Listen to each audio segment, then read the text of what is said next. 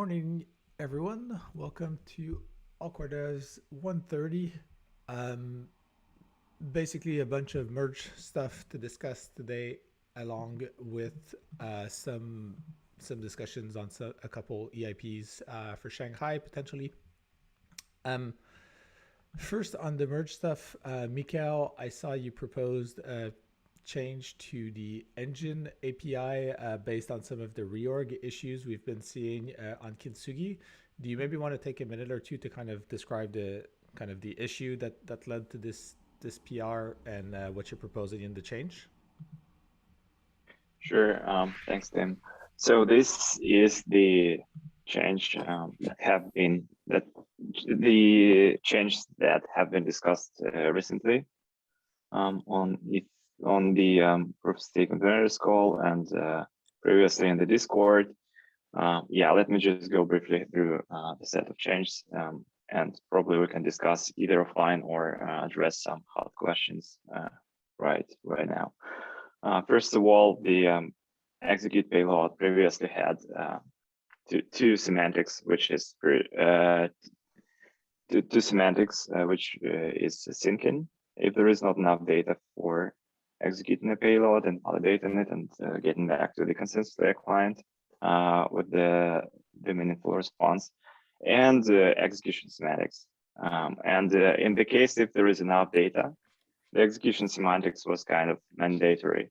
So this change proposes to remove this requirement, this strict requirement on executing the payloads. So the execution layer client may just keep cache, store, or whatever else with the payload and not execute it. Mainly this is to address the case when the payload is coming from a side fork, which is like missing data for the payload to be executed, or the client, according to its implementation, doesn't execute payloads on the side forks unless they become the canonical chain blocks. So it just doesn't require to execute it anymore. Also, the fork choice updated now becomes aware of execution, and if that need be according to the client implementation, it may execute and validate payload before updating the fork choice state. So that's like the major change in this set of changes. Also, we have an accepted status for execute payload. By the way, execute payload is renamed to new payload to make it more sound with respect to removing this execution semantics from with respect to making it optional. Yeah, accepted status for which may be returned to new payload would mean that the payload is accepted, the block hash is valid, but the execution layer client isn't going to do anything with this. It isn't going to initiate either a sync process or execute this payload. So that's the new status that we have in response. By the way, now this change is proposed to have the block hash validation, and it's stated explicitly in the new payload method. So the block hash must be validated disregarding the state of the software because it doesn't need any additional data except for the payload and the constants from the EIP 3675. Also, there is one change that is required by the optimistic sync.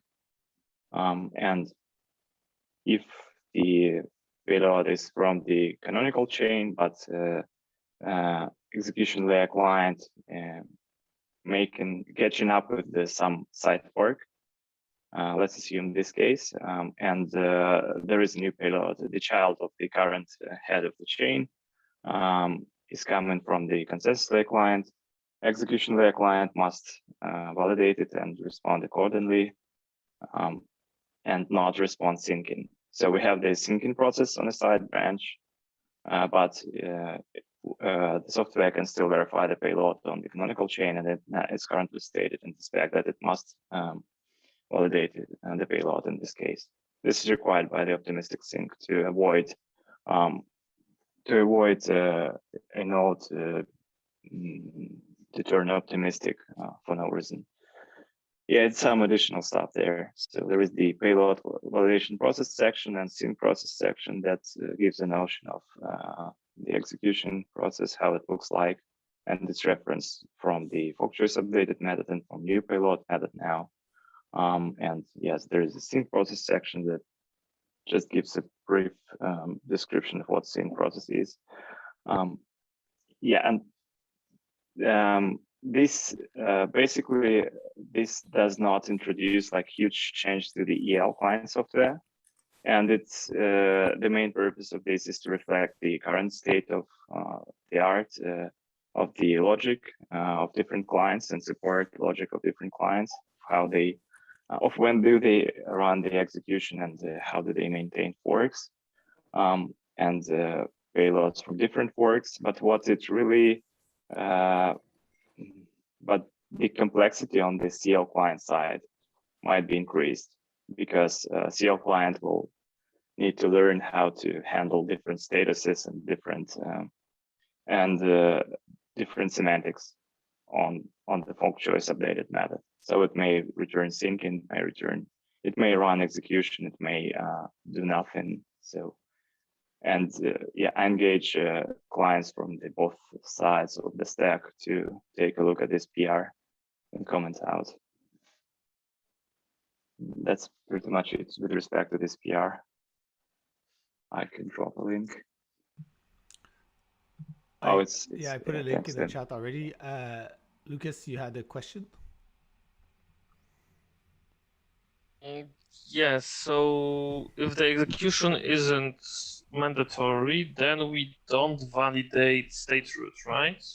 What would happen? Could this be a potential issue? Yeah, that's it. It's like, it's not just execution, it's called validation. So you don't validate the state root. But the potential issue here is that the caveat is that you must, if you receive fork choice updated and is about to set head to some block, it must be validated. It must be deemed valid. So you must run this validation process at some point.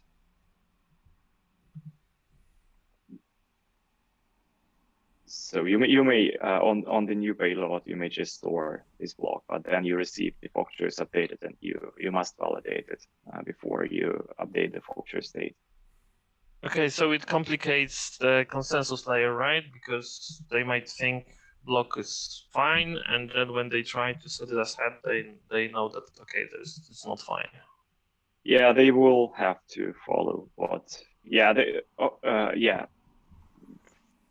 The example is like new payload returns accepted, so it's okay in terms of block hash. It's the payload built correctly and the block hash is valid, but consensus layer client doesn't have any information with respect to validity, and it doesn't have any information with respect to whether anything is required, like whether this scene process is required to validate this payload.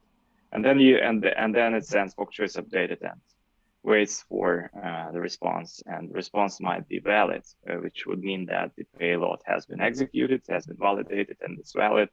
And yeah, the fork choice state has been like set to this, has been updated accordingly.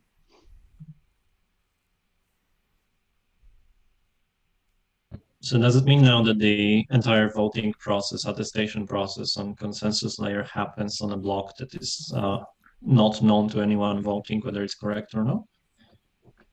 No, it does not mean that.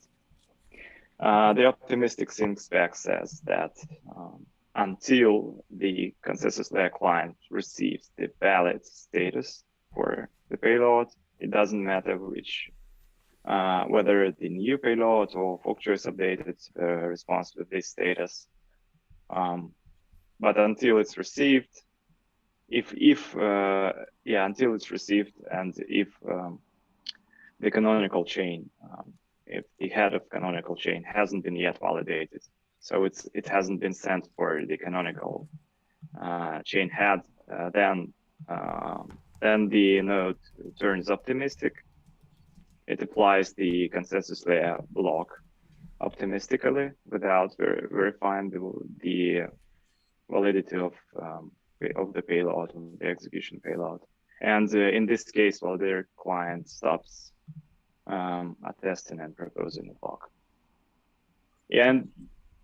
And in the case when the fork choice updated induces the validation process, in some edge cases it might be the case. It might turn the node optimistic if, for example, rework happens to the fork, which is more than one block length, and in this case the software response was syncing because it has to like execute multiple payloads and so forth. So yes, there are implications, and most of these implications are for consensus layer clients, not for the execution layer clients. I have a question which I guess it's kind of similar to the question that Thomas asked. But what if, so it says the client software should validate the payload. But what if we all on the execution layer decide that now for this method it's just a should, I'll just not validate it. I'll do it later. What would happen then, kind of? Wouldn't it mean that the CL level would have to attest optimistically? No, it must not attest optimistically. So if it happens with the canonical chain, so it will turn into optimistic node, and will wait for execution layer to make those validations. And what triggers what triggers execution layer to make those validations? It's now like up to the execution layer. It may be triggered upon receiving new payload or fork choice updated. Right, but if it doesn't trigger on new payload because it's optional. Yeah, so and these changes proposed, like if these changes are applied, there could be the case when neither new payload nor fork choice updated have triggered the execution. So it might be the case. Yeah, then GL client will stay in limbo forever until it like resolves, or if it can't be resolved. I mean, if this optionality is to give execution layer client the flexibility in terms of the design.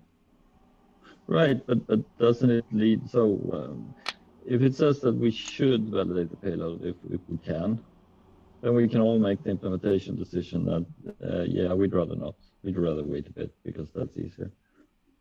Right, you made this. So wouldn't it be better if said the client software must validate the payload if requested data for payload validation is locally available? Right, yeah, I see. So it must validate.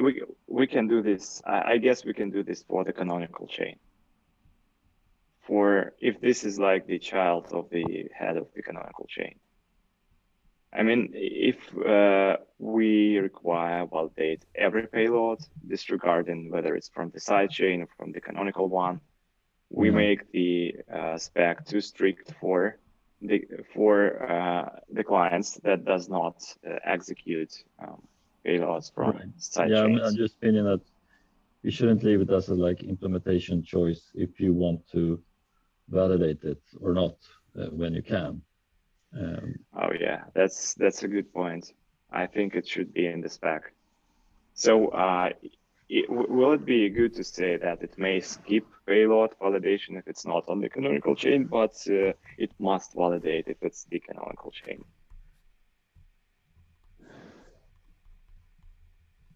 What do you think about it? I don't know off the top of my head. Probably better. Yeah, it sounds fine for Aragon. Cool. Okay. How does the execution layer know whether it's canonical chain or not? Is that part of the request from the consensus client? I think the parent hash will be matching the current canonical chain, or like, yeah. Yeah. So I see. So, so if the latest head the execution layer has matches the parent hash of the incoming payload, then it's considered canonical chain, and the execution layer is expected to execute it. And if the parent hash doesn't match, then the execution layer is not expected to execute. Is that accurate? it may not execute. It doesn't mean that it's not expected. Yeah, it's not expected. It's optional. There's no expectation. All right.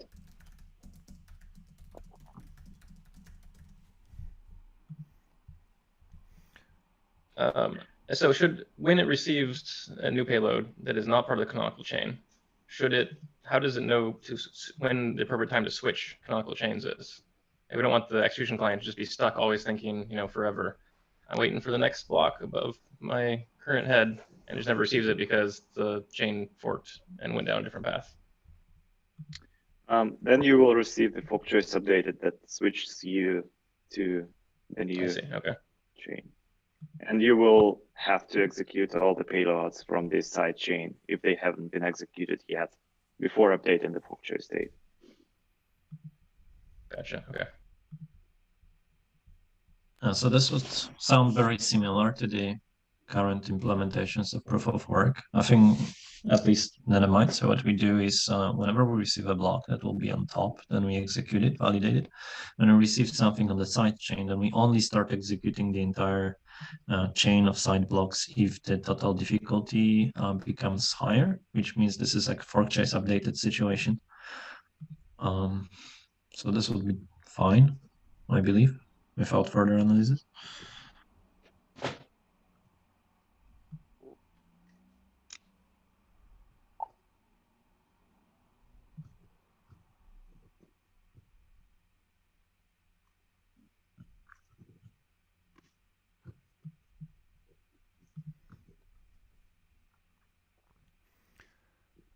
So in terms of next steps here, obviously there's the small change we just discussed.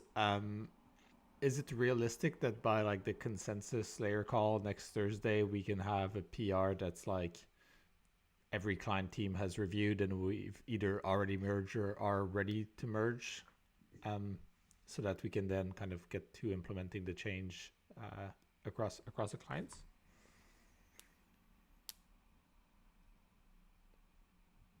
I guess another way to phrase this: does anyone feel like the next 4 days, next week is not enough time for them to probably review and think through the implications of this, or is this pretty straightforward and yeah? I think the suggested changes are mostly relaxing stuff. So wondering if a client doesn't do anything, I think they might still be spec ready. Got it. Right. Okay, so I guess in terms of next steps, just probably Mikael just doing the clarification around like the canonical versus non-canonical chain, and then making sure that we get people to review it, but then we can assume that this general behavior is going to be the actual spec. I guess the one thing the clients probably all need to do is the renaming, but that's pretty small.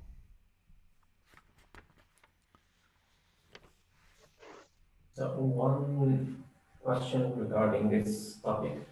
I don't know if there's a separate discussion around testing or hive tests or whatnot, but I think these interesting corner cases that Mikhail also mentioned would be nice to have some hive tests for it, so that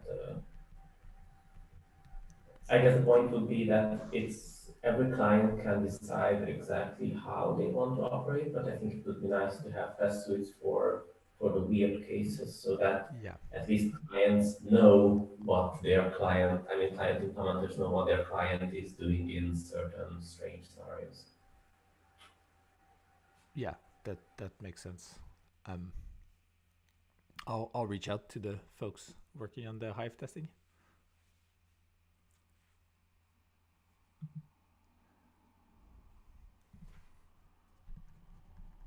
Anything else on this PR?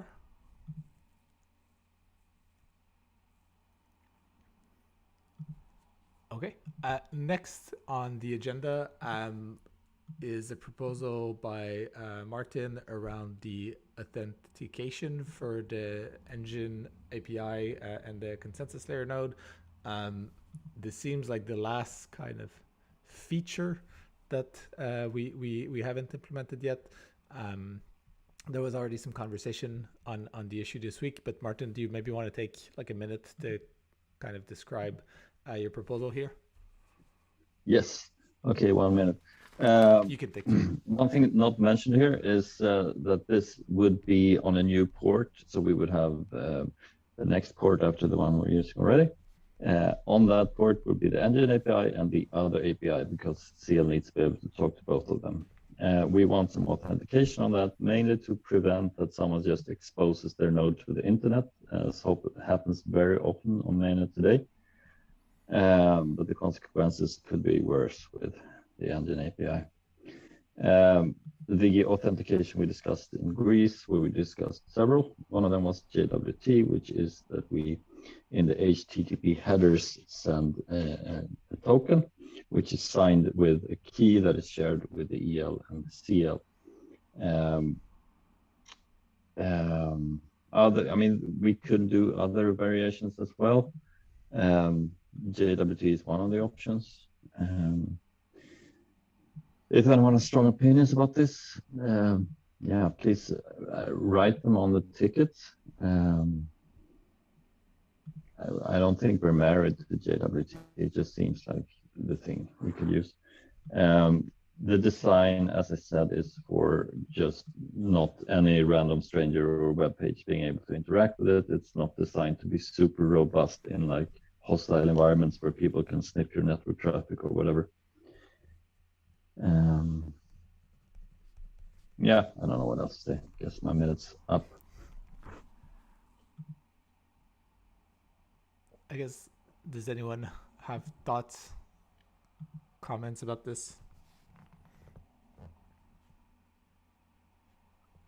I'm generally a fan, but just to play devil's advocate very briefly, the HTTP and WebSocket have headers, but things like IPC do not have headers. Are we pretty confident that we're going to stick with HTTP and WebSockets for the foreseeable future, and that's not an issue? So the idea is to, that we would consider IPC and the actual WebSocket connection to be already authenticated. Because the JWT for the WebSocket, that is handled during the handshake, and there is no JWT token passing during the actual WebSocket communication.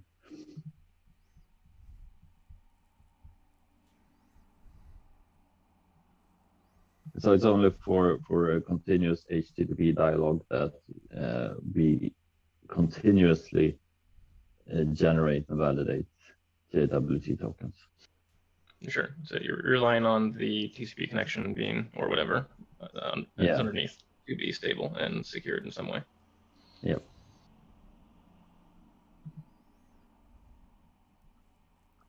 I just wanted to say that this proposal looks so reasonable to me, and it's like the minimal stuff, to my observation, that we like can do and to get the desired result. So, Martin, what do you think about like submitting a PR and continue the conversation there? Sounds like yeah, unless someone opposes this and has other ideas here, that is the best next step, I guess. Sure. Yeah, it makes sense to submit the PR, and I think also maybe get this in front of the consensus layer teams. Just looking at the conversation, I guess it doesn't seem like any of them have engaged, and obviously they're not on this call. So I think once we have a PR, just kind of sharing it in the consensus dev channel so that they're aware and can give feedback. I do have one other question after reading through the comments. So it sounds like the plan is you would like boot up your execution client and it would print out a key and then go over to your consensus client and start the consensus client with that key. It seems like there's value in allowing the user to generate the key first and then start both clients simultaneously with that key. So I think you missed the last part of the first comment where it says key distribution. The EL and CL clients must accept a CLI or config parameter JWT secret. Okay, yeah, I missed that. Which is exactly what you're seeking.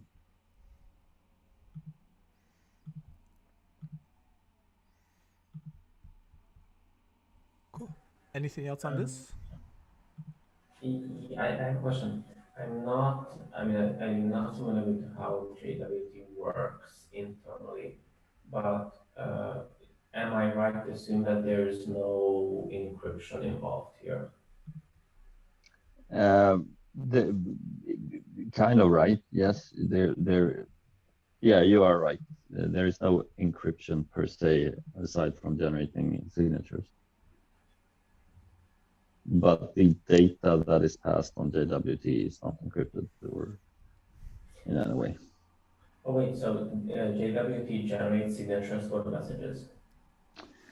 It generates signatures for the JWT message that was passed, which in this case will only be a claim, which is the IAT claim, issued at claim. So the JWT will contain a JSON struct that contains information about when it was generated, and that is just so we don't to have some basic non-replayability. But we won't sign the entire JSON payload sent in the as the engine call. One thing from me, good thing you're mentioning that it will be this IIT when it was generated, because I think without it we would be very vulnerable to like someone spoofing this message, right? And replaying it. Yes. And yes. Again. Impersonating, right? Right.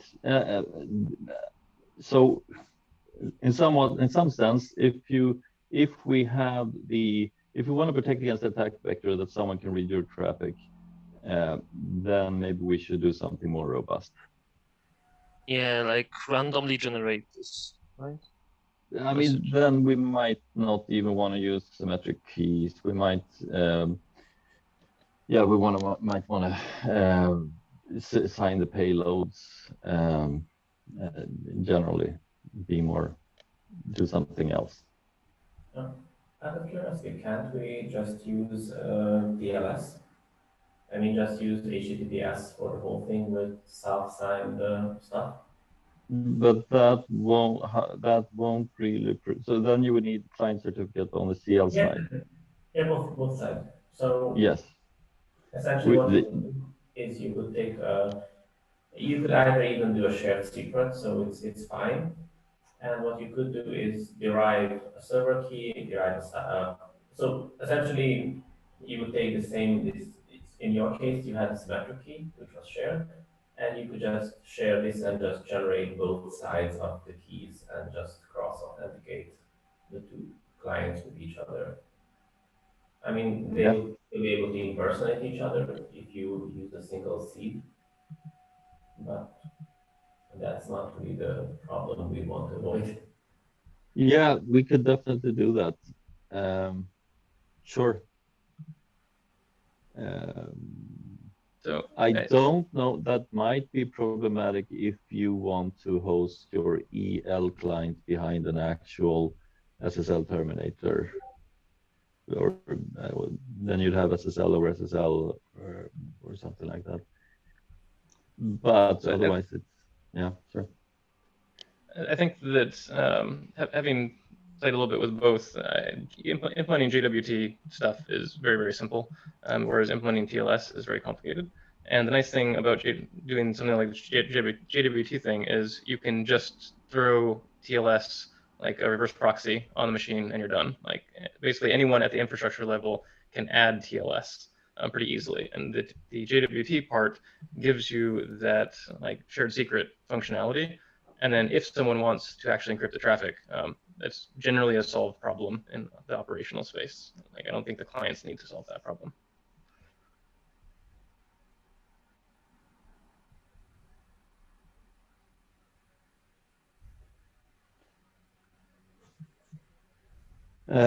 Yeah, in general, also, I think it would be easier to use an existing tool, like for example, curl or maybe even using the browser to interact and use web JWT tokens.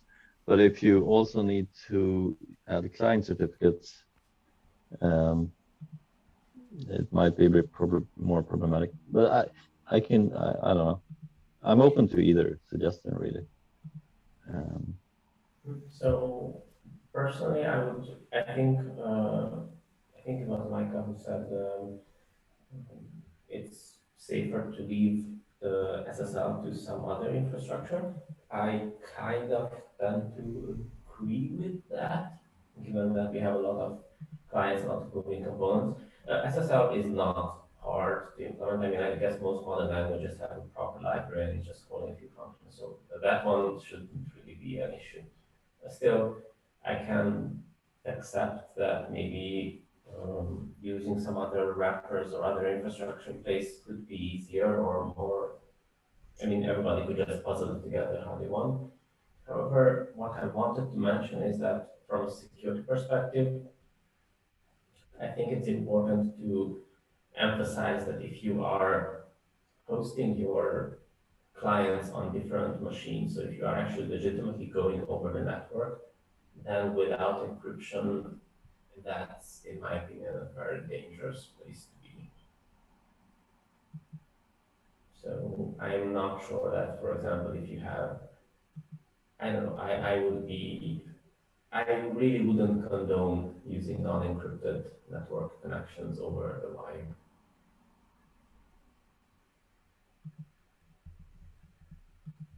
I mean, I think in practice, most of these are going to be sitting inside closed off network partitionings, the CL and the EL on the same place, if not the same machine. Yeah, I get it. I'm just saying that if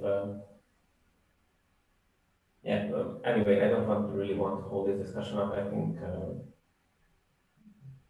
I'll just read up a bit on the proposal of the JVT plus the JVT spec, and then maybe if I have something really bad that I want to say, I can just bring it up again. It should be fine. And just in general, I'm a bit afraid of non-encrypted stuff because people, if you can misuse it, people tend to misuse it, even though you really tell them not to. Yeah, definitely.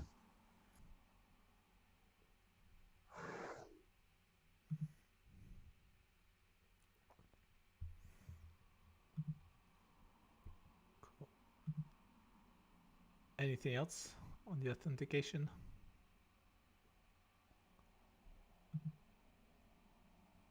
Not from my side.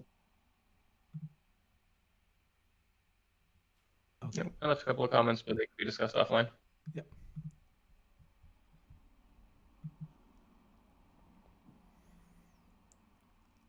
And yeah, I guess that's also something that we can hopefully have resolved by the consensus layer call next week. Cool. Next up, we have Harry, my bad, to talk about some potential issues with regards to tooling that arise from changing the random opcode to difficulty. Yeah, do you want to give The other way maybe the around. context on that? Sure thing. So I wanted to talk about, as I said, EIP 4399, which proposes part of the merge to replace the difficulty opcode with random. And basically my concern here is about, so, okay, I had originally intended to come here saying, do we really need to replace an existing opcode rather than using a new one? Now that I've looked at it some more, I understand why it's replacing the existing one, but this does raise some problems for tooling purposes, you know, for like disassemblers and debuggers and anything that wants to report on, as because, I mean, there have been opcode renamings before, certainly, right? I mean, and those aren't really a problem because if an opcode just changes its name, I mean, you can handle that. But the problem here is that this isn't just changing the name, but it's also correspondingly changing the function. And so we have this problem that if we look at a chunk of bytecode and we don't know what it was, whether it was intended for pre-merge or post-merge, and we want to, you know, disassemble it and report on it, well, do we say this is difficulty or do we say this is random? And, you know, this maybe seems like a silly thing because, I mean, it's the same opcode, but it's like there's a reason that the name is changing, and it is because that the meaning is changing, and we would like to be able to, you know, do it as a purpose. Sorry, I'm kind of repeating myself at this point, but so this introduces this problem of difficulty or that is a awkward solution. Not so. A thing I wanted to suggest actually, and I would have put this. I'm sorry, I would have put this in my comments on EIP 4399 earlier, but I didn't because I only thought of it like an hour ago or so. Is so I understand why difficulty needs to change to random, but maybe what if there could be a second duplicate opcode for it? Like if you could have like you could have difficulty change to random, but also have a new one which is also random, and then we could just always call the old one difficulty and always call the new one random.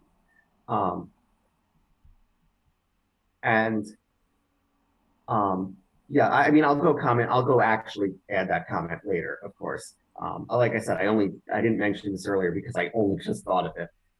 But yeah, I just wanted to bring up these difficulties and also that suggestion. And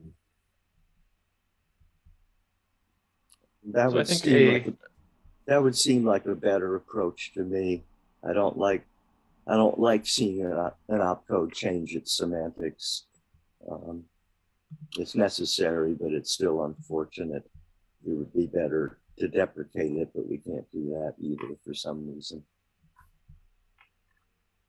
So I think there's value in clarifying that within a given client at a given point in time, the opcode does have a well-defined meaning. So in Nethermind version X, where version X is after the merge, or after where we're after the merge happening, the opcode does return random now. Like, so we know from in that context, within that context, we know exactly what it returns, either returning opcode random or difficulty, but never either or.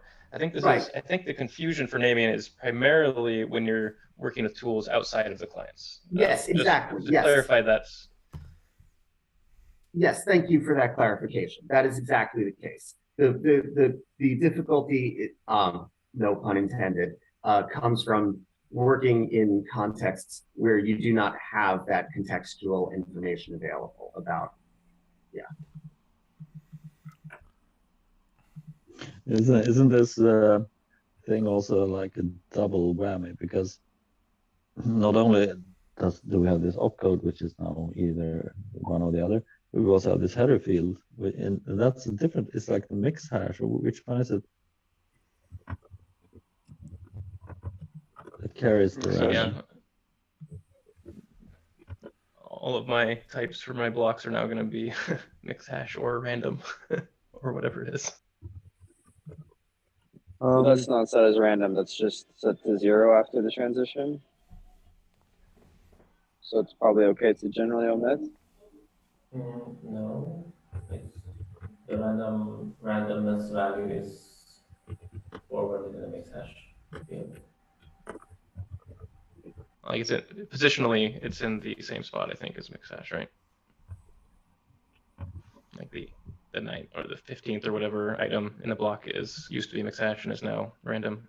I'm taking numbers out. I don't know what it actually is.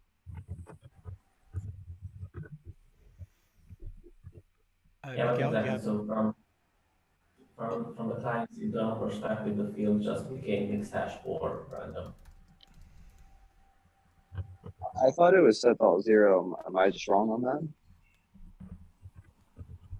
Does anyone have a post-merge block in front of them? What do you mean the mix hash? Yeah, it's deprecated, but it's replaced with the random in this EIP. Yeah, so from a structural point of view, it's from yes. From a structural point of view, it looks like it's just renamed, and the content has changed, but semantically has changed, but not like physically. I have a question to probably to Harry. Yeah, thanks a lot for bringing this up. But what I'm wondering is there an issue for disassemblers and other tooling to like represent this random value, or isn't it an issue at all? And it's just an issue with respect to semantics, how to treat this opcode in the context? I don't know of any issue like the one you're talking about. I don't expect it to be. I haven't looked into lots of detail about how exactly the randomness works, but based on what I know, I wouldn't expect that to be a problem. Yeah, from this perspective, randomness is just a huge number, much bigger than difficulty. So say difficulty is bounded by 2 to the power of 64. Random is bounded to 2 to the power of 256. So yeah, but I mean, it's a number. It's still a number. Right, and anything having to deal with anything having to deal with Ethereum stuff has to deal with large numbers anyway. So yeah. Yes. So difficulty there is. Like the current, as I understand the current semantics of difficulty of code, it's allowed to return these large numbers if difficulty would hit these large numbers. So there should be no like artificial restrictions on the size of on the number of bytes in the response to difficulty of code in the return value. And yeah, and as I am just trying to understand the issue. So the issue is that for the user who is using the tooling, it will not be clear whether it's like difficulty or it's random. Yeah. So on that, when are you disassembling code without knowing the regime under which it was created? Executed, Yeah, not created. but that doesn't actually matter, because if you decode a contract, it doesn't matter when it was deployed. I mean, if you run it now, post merge is going to give you random, but if you ran it back in the day, it was going to give you the difficulty. Yeah, I was thinking there's about no that, right way to do it, really. I mean, I think we should just let it be. Well, I think there's still a use case for disassembling something in the regime under which it was created to recover the intent of it, because maybe you want to understand how it works. But yeah, it's true. It's completely unambiguous, you know, how it's going to run now. You just disassemble it with the new semantic.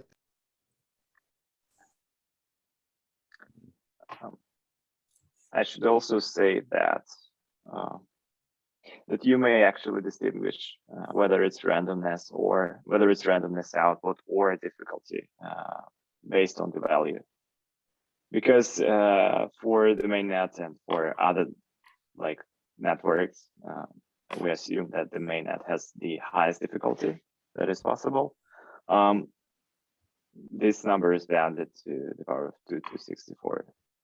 And for randomness output to fall into this range, into this lower range, there is a very, very low probability. So it's negligible. So basically, if that need be, probably two tools the disassemblers may conclude from the value, the size of this number, whether it's random or difficulty. I don't know whether it's helpful or not. One more thing that I just came to my mind would be good to cross-check. As far as I know, with the change in GEF is that we replace one opcode with another, one opcode implementation with another. So the resulting trace will say random. It won't say difficulty if we hit this opcode post-merge, which is, that might cause false positives in the fuzzing unless other clients do the same. We can fix it. It's not a big thing. Just wanted to put it out there. So our tracing will be correct. Tracing up.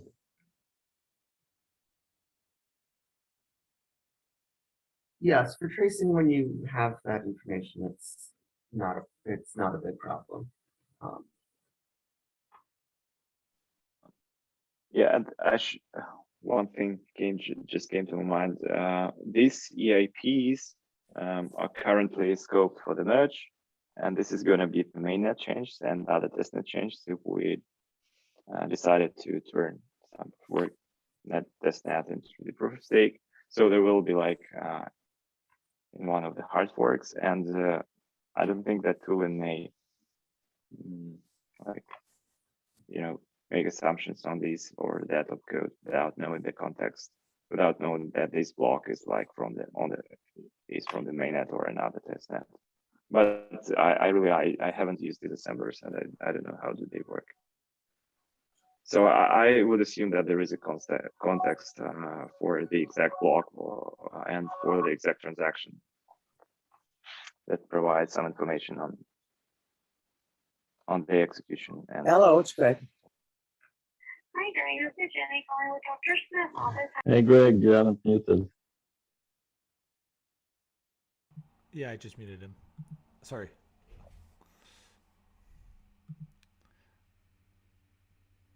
Mikael, you were talking? Yeah, just finished. Just the point that I don't know if the context is provided for disassemblers. I mean the context for the EVM and change that like And the EIPs that are effectively are taking effect for the block that is being disassembled.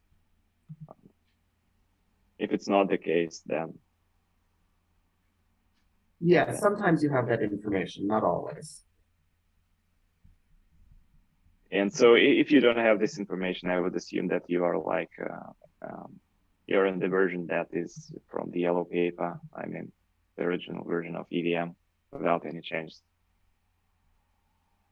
That is not an assumption I would make. Yeah, I see.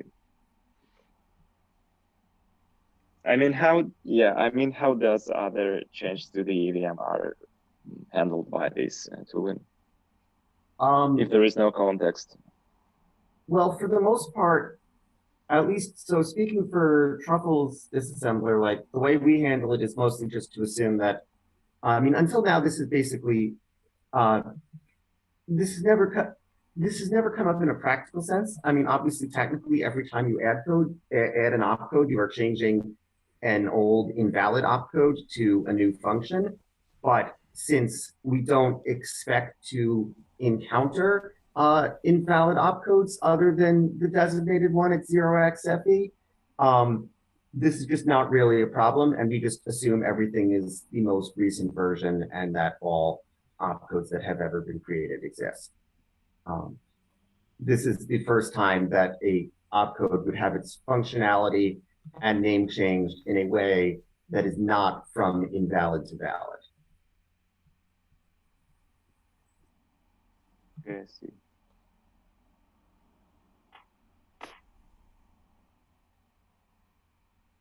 Okay, but I still don't understand. Like, when do you not know how you want to disassemble this? Either you're disassembling it how it was created to see what they intended, or you're disassembling it with the current rules to see how it'll execute. Like, when is there an ambiguity for how to disassemble it? I mean, it's the former run, right? When you say, like, when like, is someone just giving you bytecode and saying like this was deployed at some point and you don't know the address of it? And so you don't know like what rule set it was deployed under, because if you're finding it from, you know, a deployed contract, then you can just see what the block it was deployed at was. Yeah, I mean, yes, sometimes you're disassembling bytecode that has not necessarily been deployed and you know, just sort of exists independently of, I mean, in these cases, you could, I mean, assuming it was like compiled, you know, which, you know, is usually the case, you can say what it was compiled for, perhaps, if you have the compiler settings. But you can't say what it was deployed to because maybe it wasn't deployed. So then you run into other issues, which is, you know, different opcodes have been implemented throughout time. And so if you don't know when it was deployed, then your disassembler also could be reading opcodes that are now valid and disassembling them into something, but they were actually invalid at the time of deployment. Yes, so absolutely. Yes, like this problem is not anything new, and it seems like this doesn't make things worse, unless I'm missing something. It is not new in a technical sense. It is new in a practical sense.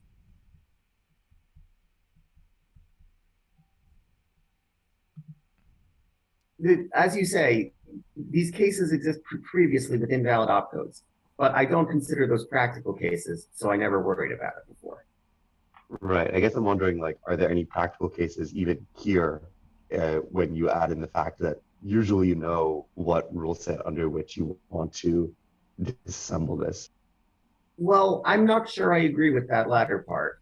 Okay, yeah, that's what I was curious about. Like, yeah, maybe there's something I'm missing because I don't use disassemblers ever really.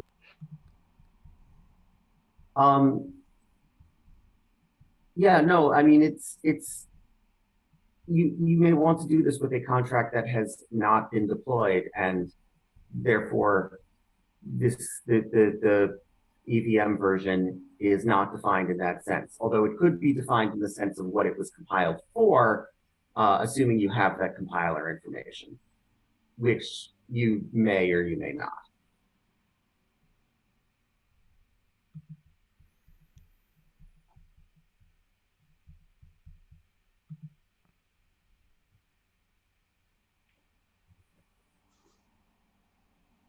Oh, Andrew, yeah.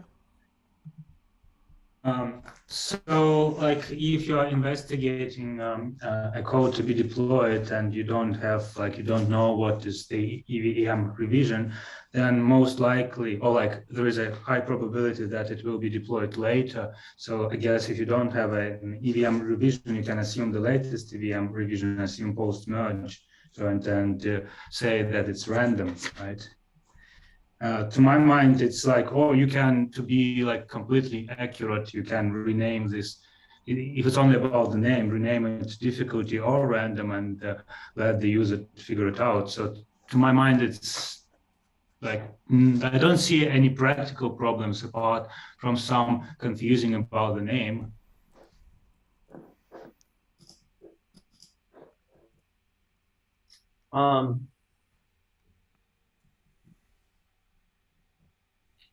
Sorry, I'm trying to, there's discussion going on in the chat, in the text chat also, and if there's. Yeah, I can say mine on the call list, but I was just wondering if there's anything like practical we should decide on as an all core dev group, or if we should just move on. I don't know if there are any decisions to make here. That's I think that's the right question to ask. I would suggest, I think the thing, well, so like I said, I made my suggestion before about perhaps introducing a duplicate opcode for random, and that one would be the designated new random, and the old one would continue to function as random, but to keep the old name. And so I don't know if that's something that needs to be decided on right now, but I think that is the thing to decide, whether to do that or whether to just go ahead with 4399 as it currently exists. So I would think that the current proposal is better, because if there exists contracts which today in some way, shape, form rely on difficulty to provide some kind of entropy, then they are better served with getting the new random rather than getting all zeros or getting some I don't know, invalid opcode error.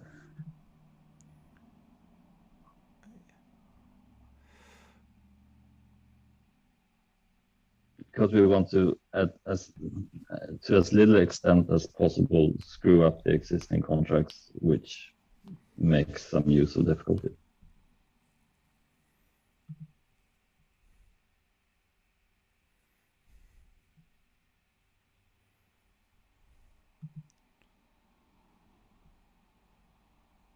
Yeah, it seems like there's not a ton of desire to add a second opcode from what I'm getting.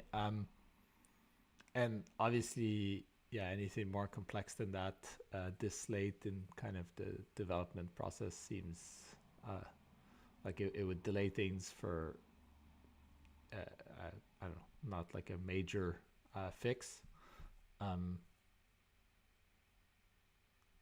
Yeah, I'm kind of inclined to not make a change based on the conversation here. We can, yeah, we can obviously discuss this more offline, but yeah, it seems like at least at the consensus layer, we probably don't want to change things.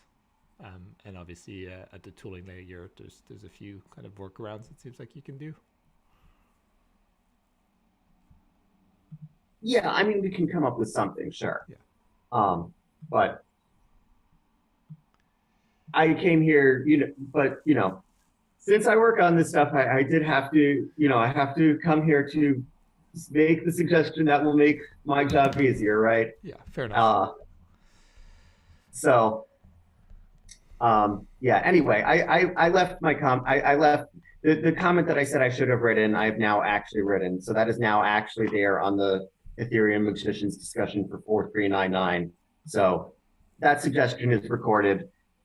What people will do with it, I don't know, but I wanted to at least come here to say this, and I should have written that comment earlier, but I only thought of that particular implementation like 2 hours ago. So yeah, I think I've basically said what I want to say.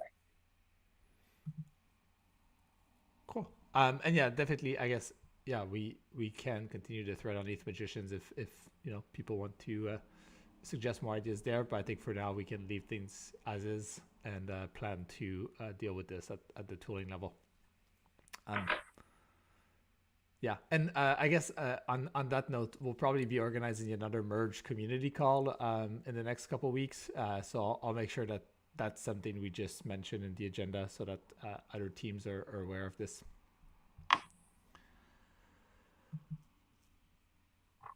Cool. So next thing I had on the agenda related to the merge is there's a few people starting to ask in Discord what testnets, if they're looking to deploy on that are expected to stay on post merge. Not necessarily looking for like a full list and like all decisions on them, but I'm curious just generally what people think. If there's 1 or 2 testnets we do expect to be continued on after the merge and transition to proof of stake, just so that we can point people in those directions as they're asking in the coming months. Marius has a comment about they shadow forked Gordy. I'm not sure if that implies we're keeping Gordy or not. But yeah, just curious about people's general thoughts about that, like which testnets should applications be using if they want to be like merge proof.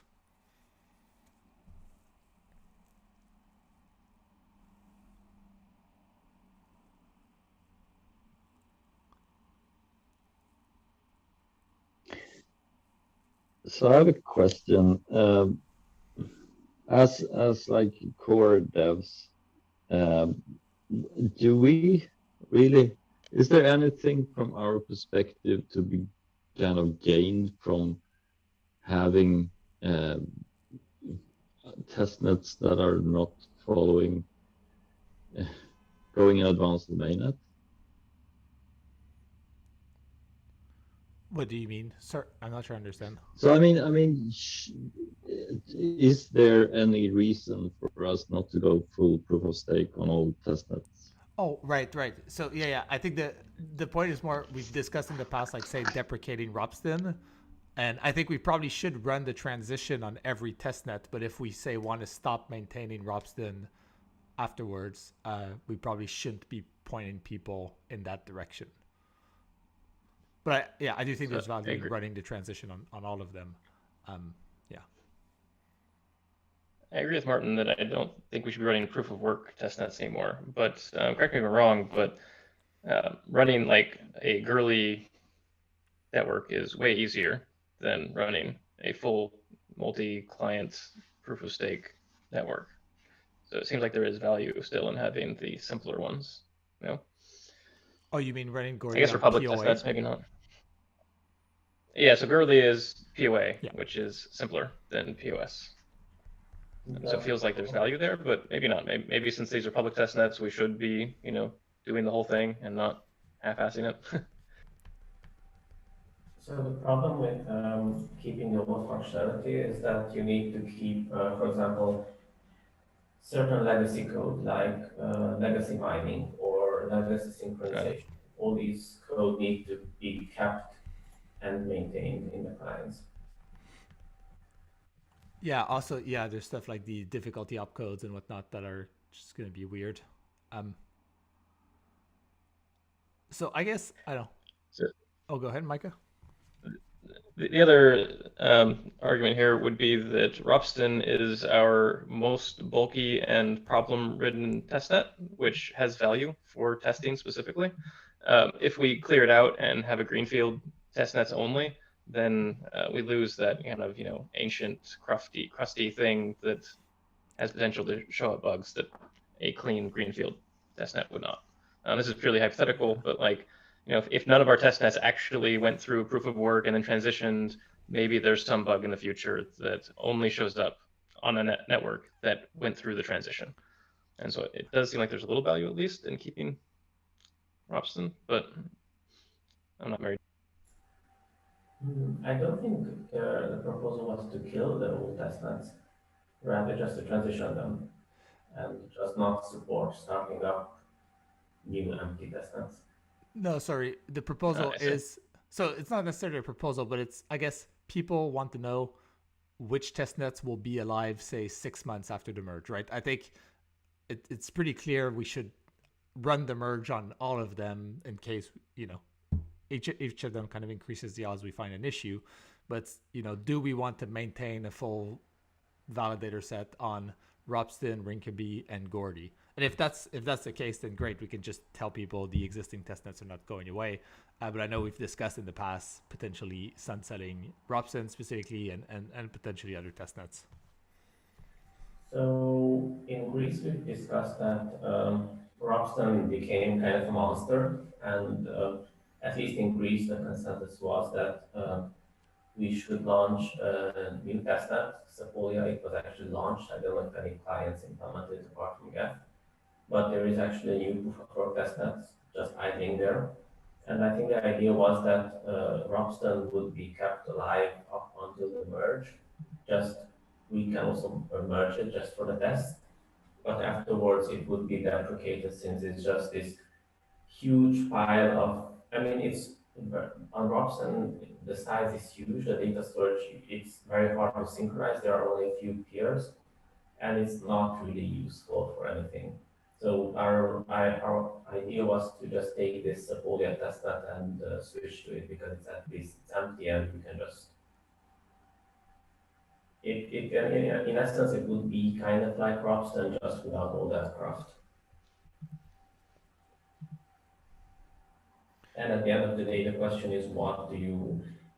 We can definitely keep the Ropsten history just so that clients could use it as a benchmark, for example, to synchronize, although maybe mainnet is suitable for that. But as a testing ground, Ropsten is, I don't know how viable it is at this point. Okay, so I think, I don't know, that seems sufficient to answer people's concern where Gordy has a lot of activity and it seems like there's no reason to shut it down, so it's probably pretty safe. Ropsten might be replaced, by Sepolia over time, and we maybe don't want people to assume it's going to be there forever. I guess the other one is like Rinkeby. Is that something you would plan to keep long term after the merge? I mean, it's it's hard to answer that question because it's kind of was managed by the Geth team, but I don't really want to be the person deciding whether to kill it or not kill it. I think in general we should. I think in Bitcoin world they have these semi-regular testnet resets, or at least they start new testnets, and I think we could do something similar just to, let's say, every year start a new testnet and then just eventually start deprecating the old ones, because at the point where they just reach a huge size, it just doesn't make any sense to keep using it. But isn't the case also that for each of these testnets we need a corresponding beacon chain? So yes. I mean, we have Prater for Gordy, but then we need other ones for all of them. Do we have those? Does any such exist? Sufficiently many? We're gonna need to set them up if we want to test the merge, right? So for Rinkeby and Ropsten, and Sepolia, we would definitely need to set up the corresponding beacon chains. But after the merge is done, I would guess that if we ever want to launch a new testnet, it would be nice to have some appropriate tooling ready that could maybe run a beacon chain with not 10,000 validators, but maybe only 10 or something like that. I don't know. And can all the proof of authority networks reasonably go through the transition, like even though they don't really have difficulty? Well, difficulty they do have, because at least the click protocol has either 1 or 2 difficulty on the blocks, so the TTD can be used for transition signal. am unsure about the mixed digest because maybe click uses that field, and if it does, then it's pretty much It doesn't. So we tested the transition yesterday on Gurley.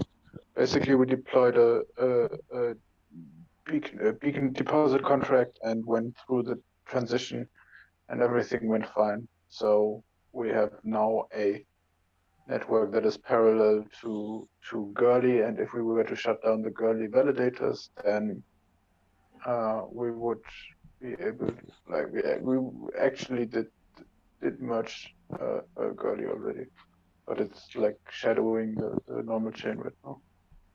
Yes, one thing that might be problematic is if so currently if you want to use Ropsten and no one is finding it, you can just spin up a miner and mine your box and hop out of it. As for the POA testnets, there are various organizations that are kind of dedicated running nodes in the Gurley and Rinkeby. If we switch to proof of stake and beacon, it's going to be harder to have them continuously work, because if people want to test something, they might deposit, they do their testing, and then they stop running the node on the testnet beacon, and after a while, it's all dead validators. We'll get lots of testing of bleeding people out. Yeah, with the added, well, sooner or later the testnet might not. I don't know what happens eventually when the value just doesn't. Lack of finality. Yeah. So currently with Prata, we've just made sure that the majority of the validators are run by entities we know. So all of the client teams, EF, and if there's some operators from Lido or other providers, then they run a bunch of validators. It hasn't been an issue that regular users are just turning off their validators, and the general recommendation is once you've finished your testing, you should exit your validator if you don't intend on running it. It hasn't been an issue on Prata, but yeah, we can't guarantee that it won't be one in the future. Yeah, I guess we'll see. Maybe it'll work out. I guess here the solution is either you could have some special limit, some special deposit contract where essentially average users are not allowed to deposit, so you cannot add new validators, essentially just locking into the current one. That would be one solution. That's a bit of changing the consensus or playing the consensus. The other solution is that yes, you could just say that okay, then if there are currently 10 signers, and each of those 10 signers will get 10,000 validators, and then average users will be able to create their own validators, but they won't be able to obtain so much ether, even testnet ether, as to be able to make a dent on the we could also modify the deposit contract so that it cannot be deposited into after like the deployment. So we deployed with a set of validators, and that cannot be changed. Yeah, exactly. With money or something. Yeah. Hopefully there would be a testnet where you could practice. There's a lot of folks who want to practice at home staking on something where there's not as much ETH on the line. So my 2 cents would be that screwing around with the deposit contract is a bit simpler, but it has a few risks. For example, if for some reason one of the authorized signers manages to get themselves slashed, then they themselves cannot come back. So that runs the risk of eventually stalling the network very long term. And so from that perspective, I think it's simpler to just go with the other approach where you just create enough validators so that average users can still screw around, but they cannot impact network performance.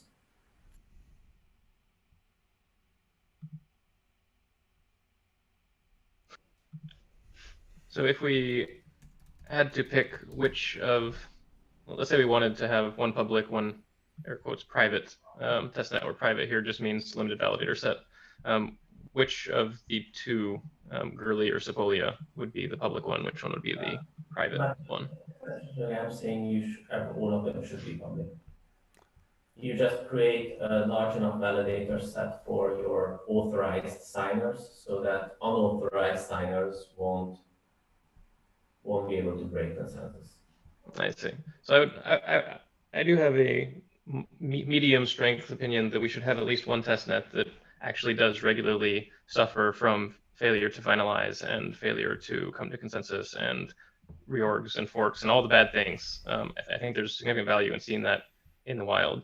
And a great way to do that is to not have, well-known validators. Let anyone who wants to validate, and people will disconnect, and then they'll slowly get bled dry, and then they'll eventually fall out. Like, all this stuff needs to be exercised, and I think should be regularly exercised.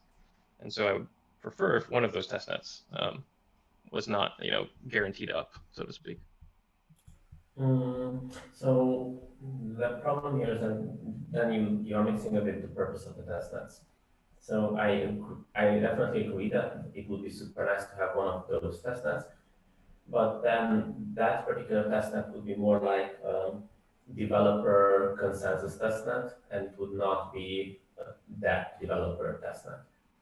And currently, Gurley and Rinkeby are both, that developers rely on it. So Rinkeby goes down, and 2 hours later, I've already mentioned a lot of tweets that people aren't able to test their whatever. So I think if you don't really want to mess around with a testnet that is actively live used to test dApps. You don't want to keep breaking that, because then it just... Is there any reason not to have one of them be that, and just the one that has the authorized stakers is the one we recommend to people for, if you want something that's always up, use this. If you want something that's going to battle test your UI and make sure it can handle reorgs and failures, because I think there is value in dApp developers being able to battle test their UI against things like lack of finality. I would agree that the only problem is that currently both Rinkeby and Gurley is stable. So you have certain teams building on one, certain teams building on the other, and it will be kind of like a rug pull if you're going to say that, okay, now this network that you've been using for 5 years is going to be unstable, and all your work gets screwed up.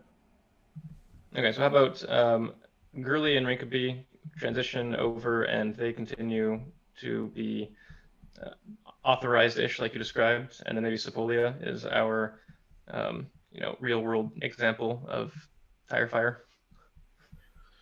I'm still a bit against that, because that would work, but then you don't really have that deprecation path of creating a new stable testnet so that eventually you can sunset the older ones. So I think it would be still important to have a new empty stable testnet spun up so that eventually we can sunset Rinkeby and we can sunset Gurley. Gotcha. So ideally, we would have at least, at any given point in time, we'd have at least 2 of each. One, which is the new one that's coming in, kind of got started recently, and then the old one of that type, so authorized users or whatever, that is, still running, and it'll run for a couple of years, but eventually we're going to phase it out. And then similarly, you have 2 of the public tire fire testnets that kind of rotate every year or 2. So we 4 testnets at a time.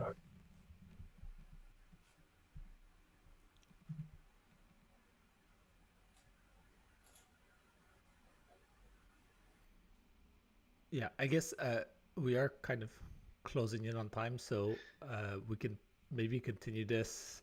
I'll open an issue on GitHub, and we can continue this async, but it does seem like Gordy is already used by Prater. That seems pretty likely to keep going on. Sepolia is likely to stick around, and I think we can figure out kind of the rest and like the broader strategy async a bit and discuss it again on a further call.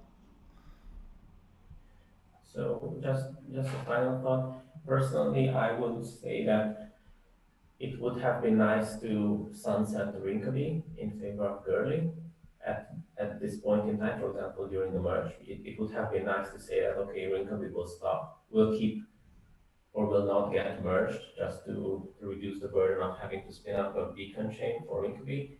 I guess the only problem is that it's a bit late in the game for that. So it's just telling people that, hey, all your stuff needs to be ported over ASAP to Gurley because we are discontinuing Linkabee is kind of sounds nasty. But it would have been nice to sunset Linkabee. Well, we can just not merge it. People can still use it for testing most things. I just won't be able to test new functionality that comes with the merge, which I think is acceptable. Yeah, perhaps. But either way, I think before we make any final decision on killing off any of the testnets or deprecating them, we need a solid strategy on how to spin up a new post-merge testnet. Yeah, that makes sense. Okay, we only have like 7 minutes left. There were two comments about people wanting to champion EIP 2537 and 2315. It doesn't seem like there's a...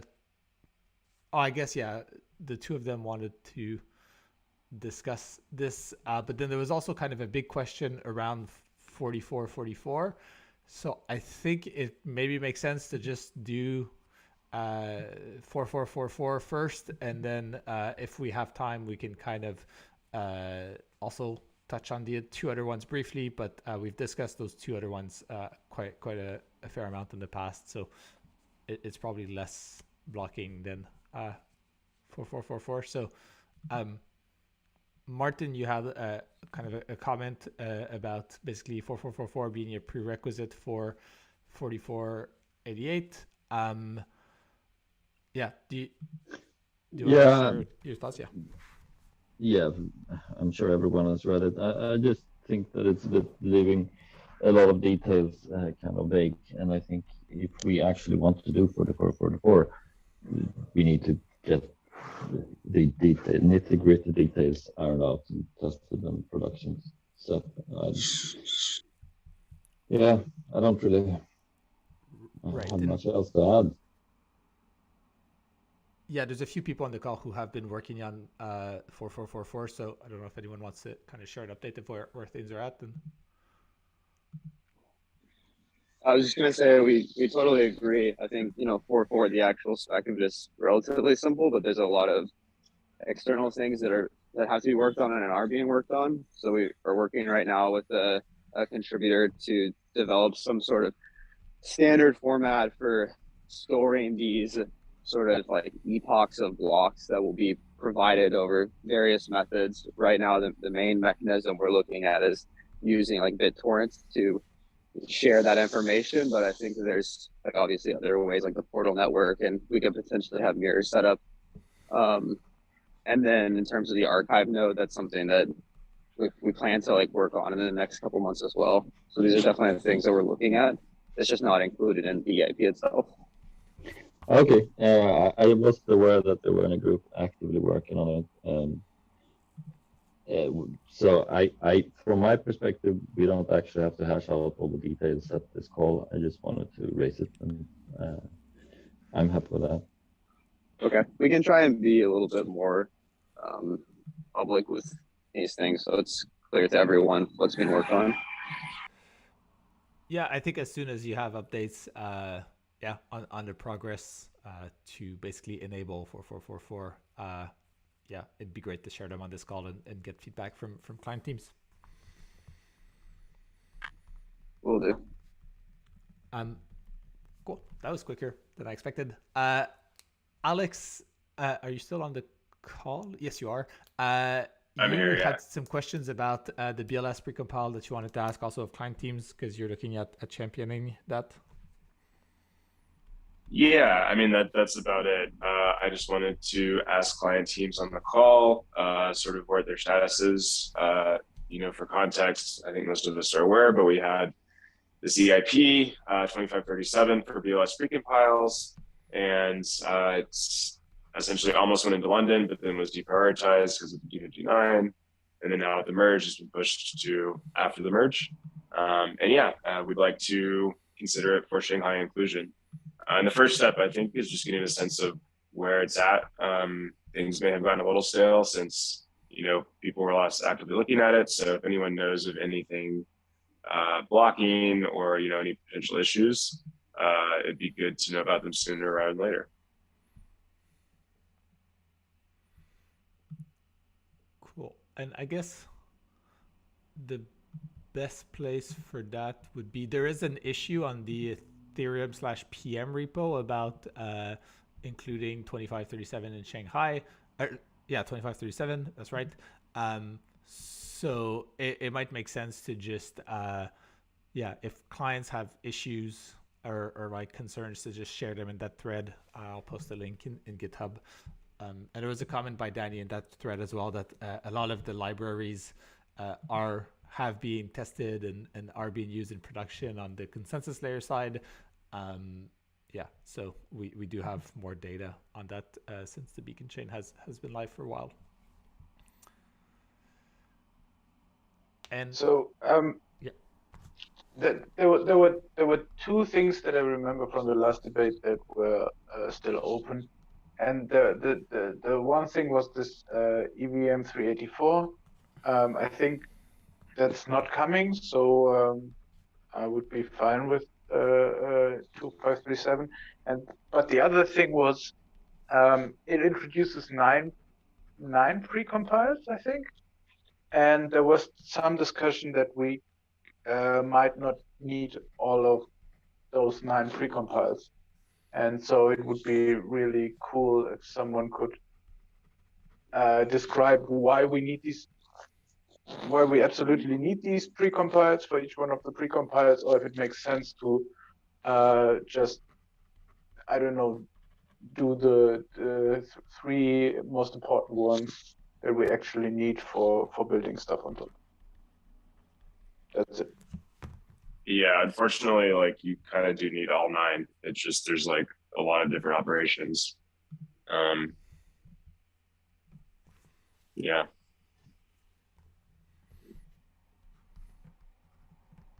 Okay.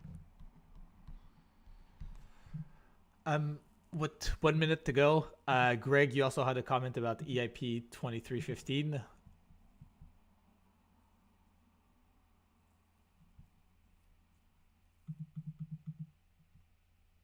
Oh, are you still here, Greg? Did you unmute? We're out of time, but that and the whole set of EVM changes is there. And I'd like to keep it on the table and discuss it, because I think the other people never want to go through years of work to have the whole thing fall apart on the day of shipping. Right, and you had a comment on one of the open issues about kind of the different EIPs for the EVM and how they relate to each other. Yeah, there's basically an order in which, there's an order of dependencies there. And for 2315, there's specific changes to answer criticisms that did come up literally at the last minute. So I've made changes to answer those and introduced a new EIP to answer some of those. And the EIPs that the other people on the Foundation's EVM team are also related. So I just like to see some commitment early on that we're moving on with improving the EVM, or after 6 years deciding that no, we do not actually want to fix the EVM, and let's quit wasting time on it. Right. I'm serious. I'm pissed off. Okay. I'm sorry. But we put many years into this and made no progress. Yeah, and I think there is desire that's been mentioned by many people to improve it. I do think your comment helps kind of untangle the different proposals and sort through them. It's probably unrealistic to have all of them go in the next upgrade, obviously, but hopefully this can help us prioritize. Yeah, that's the point of getting them in an order of dependencies. Cool. Anything else anyone wants to share? Oh, Mikhail, you have your hand up. Yeah, I have a very quick announcement. This engine API authentication and semantics changes and the optimistic sync spec are the major things that will be in the next merge spec release. We are aiming to iron this out during the next week and do a release.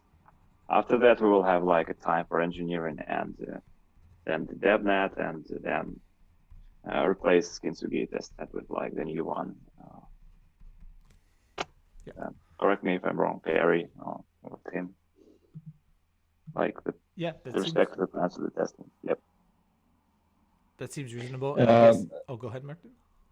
Yeah, I was going to say, I mean, the new authenticated API is going to be on a new port, and I don't see any problem if for 1 month longer or whatever, one release, we still serve it on the old port to reduce any problems with deployment. Yeah, I see. Cool. Yeah, let's do it this way.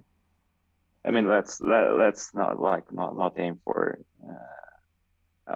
authentication for this release if it take too much time. Yeah, and I think once the new specs are out, and we can probably discuss kind of a more specific testnet plan on the consensus layer call next week. Or short-term testnet plan. Yeah.